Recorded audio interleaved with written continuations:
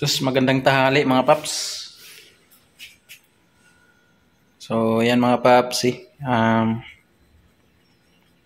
nung mga nakaraang araw, pinalitan natin ng bagong gulong yung front wheel ng motor natin. Sniper mga paps Tapos, pinalitan ko din ng ng handlebar o manubila. Kahapon na bumili ako ng side mirror, so binalik ko yung dating forma niya. Tsaka yung upuan mga paps pinalitan ko din.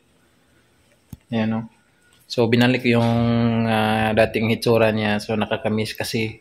Na to yung mga paps, matagal na to sa akin. Almost 60 years na.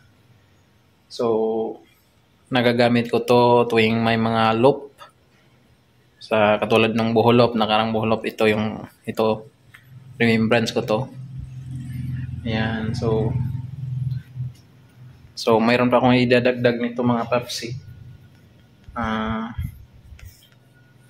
hindi ko pa siya na ipa-repaint. Kailangan ko siya ipa-repaint para bumalik yung, para magiging bago na naman ulit mga paps So ayan mga paps ayan.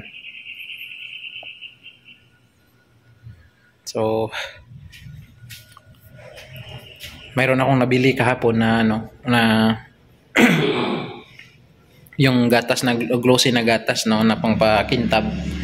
Subukan ko siya ngayon mga paps Yan. So ayan, papakita ko sa inyo mga paps. Ayan Saklit lang. So ito mga paps Rider's Choice. Magic gatas ang tawag nito mga paps. Ita-try natin ngayon. So nabibili ko lang to sa halagang 150 pesos mga paps Ayan. So tapos may kasama siyang ayan. Ito pangpunas. So ang tawag dito ay planila cloth. Ayan. So susubukan ko ngayon mga paps mamaya ipapakita ko sa inyo ang resulta. Okay. Sayang mga paps napakintab na sana natin Inulan pa. Ayan. So hindi ko mapakita sa inyo mga paps dahil inulan, nabasa. Alright.